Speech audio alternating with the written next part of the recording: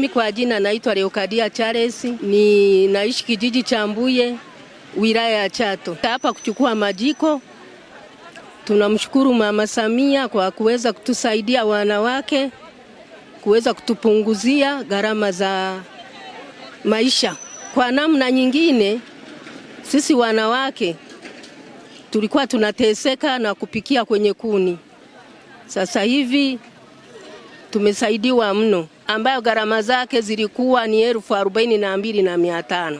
Hili jiko lingeuzwa gharama 40,000, sisi wanajamii tusingeweza wa Tanzania, lakini kwa sababu ni 5,250, kwa kweli umeweza kutukomboa jamii ambazo ni za hali ya chini. Kwa jina naitwa Elizabeth Kengele Machibia, naishi Chato Kalema. Ninashukuru sana serikali kwa kuweza kutusaidia sehemu ya majiko, maana nimepata jiko la bei ndogo ambalo linauza shilingi 5,250.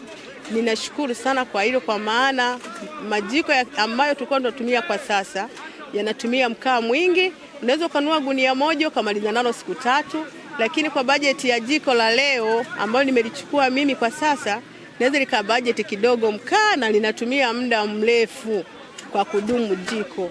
Kwa hiyo ukichukua mkaa ukapika kwenye jiko la chuma hakina uwezo wa kuretain lile joto.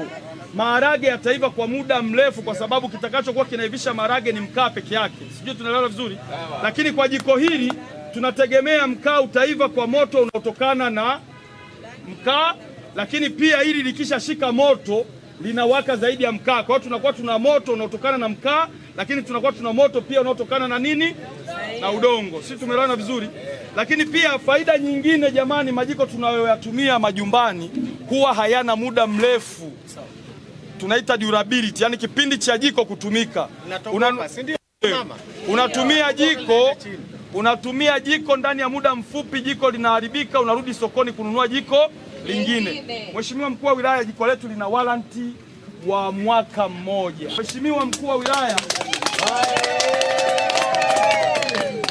tunapoongea 85% ya shilingi 41,300 ni takriban shilingi 35,105.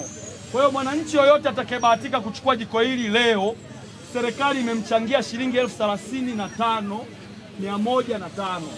Inampelekea mwananchi kuchangia 15%. Jiko yako 2,105. Mimi nitawashangaeni sana kila wakati mnapokuja kulalamika kwangu nimekamatwa na TFS. Ule msururu unaopita pale wa magunia pale. Gunia moja miezi 2 hadi 2.5. Sasa unakuja kulalamika tena kwangu, nitakushangaa sana. Hakikisheni jiko hata moja lisibaki. Utakuwepo mpaka lini? Mimi nipo hapa leo na kesho. Hakikisheni na nyinyi sasa muende kuwa mabalozi kwa haya mlioyasikia. Mna namba za simu, siku hizi hakuna mtu ambaye hana simu, sio? Wapigieni wenzenu walioko Mganza Bongera, walioko Iparabasa, walioko Nyampalahala, wote waje hapa leo na kesho, tutakuwepo hapa.